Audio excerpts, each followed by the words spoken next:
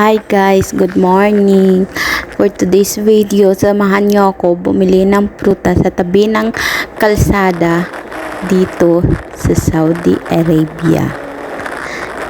Ako lang siguro yung syakala na nakakalabas at binili ako ng sariling motor ng amo ko kasi ayokong gamitin yung sasakyan at ang laki.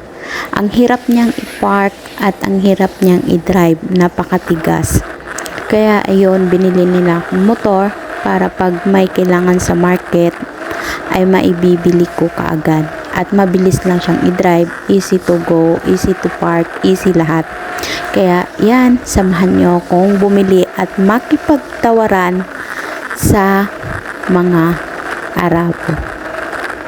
Thank you for watching and sana mapanood nyo ito at magustuhan nyo ito. Please follow me and like my video. Thank you.